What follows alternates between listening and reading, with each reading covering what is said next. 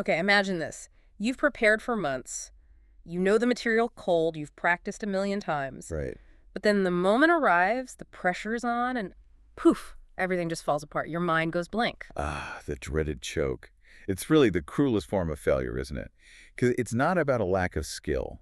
No, not at all. You have the skill, you have the training, but at that one critical moment, something inside just breaks. That's exactly what we're going to get into today. We're doing a deep dive into why we choke. We're looking at the actual cognitive psychology research on focus, memory, all of it, to figure out what really works to stop it from happening. And, as we talk about these complex ideas, we're naturally going to use some really useful practical language. So we'll pause here and there to help you master not just the topic, but also the English vocabulary you need to talk about it. Okay, let's unpack this.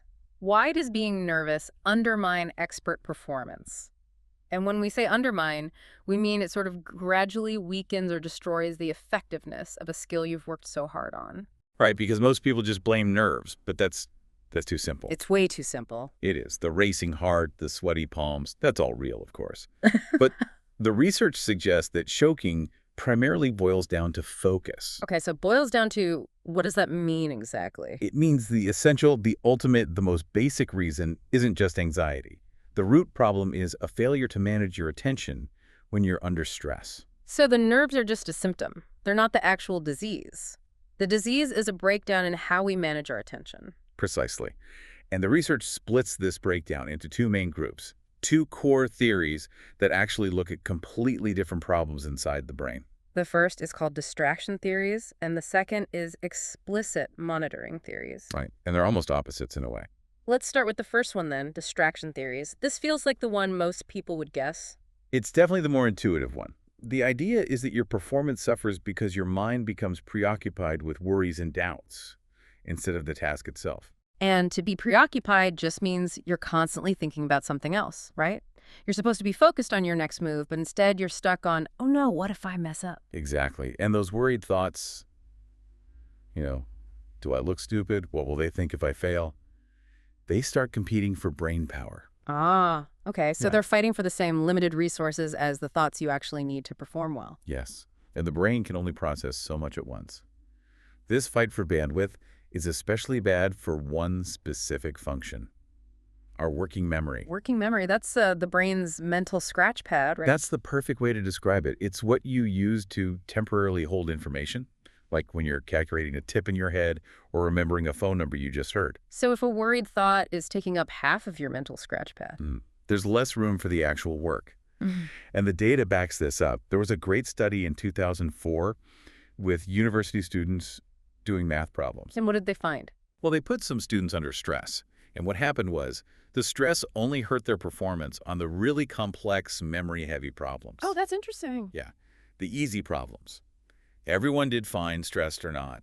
It was only the tasks that required a lot of that mental scratch pad that fell apart under pressure. So it's not a total brain shutdown, it's a targeted attack.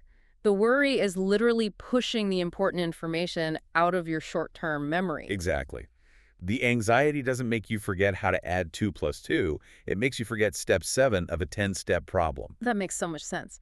Okay, so if that theory is about the brain being distracted by worries, what's the other one? Explicit monitoring. It sounds like the complete opposite. It is. This is where pressure causes people to overanalyze what they're doing. So thinking too much. Way too much.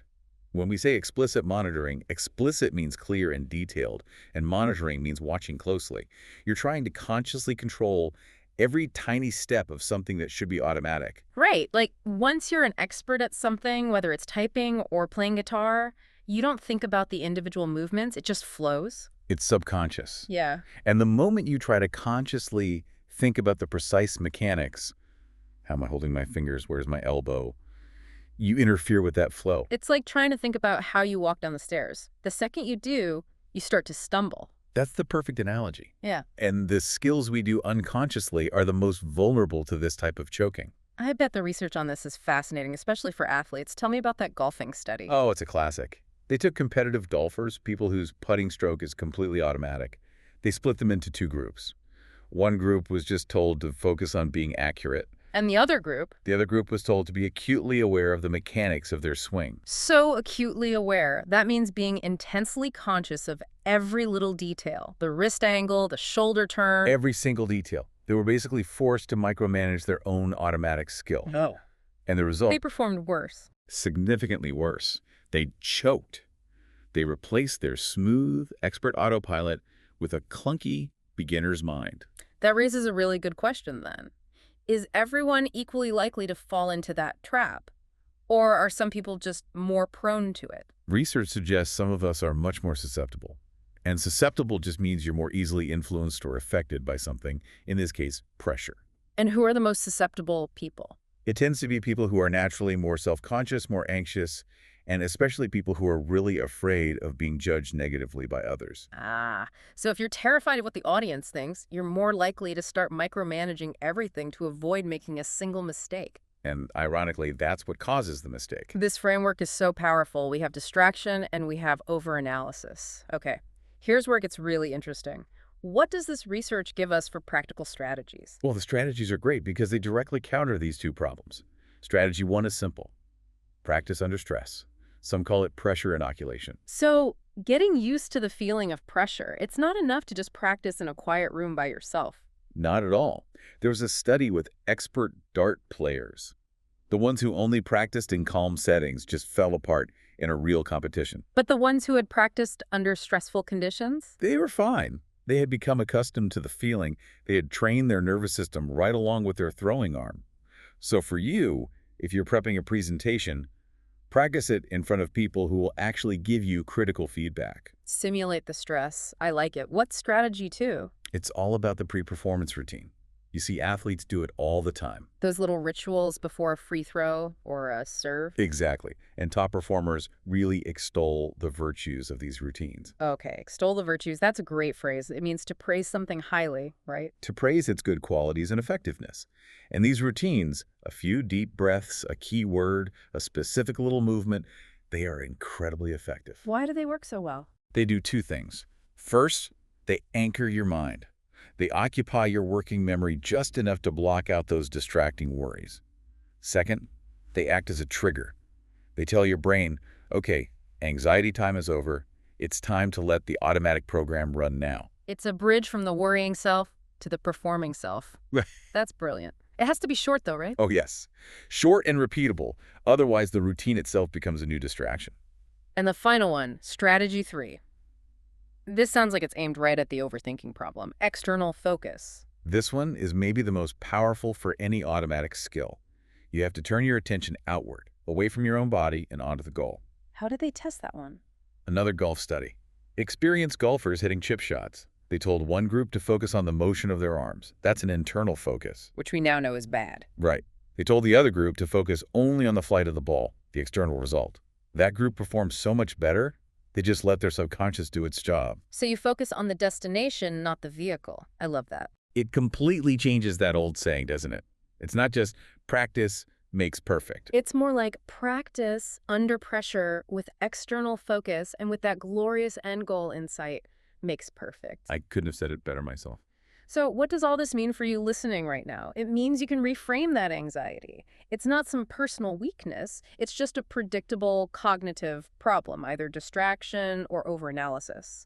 And you have the tools to manage it. And knowing which problem you're prone to is half the battle. If you get distracted, build a routine. If you overthink, practice that external focus. And just as a quick language takeaway, let's recap those key phrases we talked about. They're so useful for talking about performance and psychology. We started with to undermine, meaning to weaken something's effectiveness. And the phrase boils down to, which means the most basic reason for something. Then we had being preoccupied, which is when you're constantly thinking about something else, pulling your attention away. We talked about being acutely aware, intensely conscious of details, which is the big problem in overanalysis. And being susceptible, meaning you're easily affected by something, like pressure. And finally, to extol the virtues, which is to highly praise the effectiveness of something, like a good pre-game routine. That is a fantastic toolkit of both knowledge and vocabulary. But here's one final thought to leave you with. If overthinking our automatic skills makes us fail in sports or on stage, What other daily things are we making harder by analyzing them too much? That's a great question. Think about it. A casual conversation, or making a quick gut decision. Could you perform better at life, in a way, if you learn to step back and just let your own expertise flow? Something to think about. That's all the time we have for this deep dive. Thanks so much for joining us.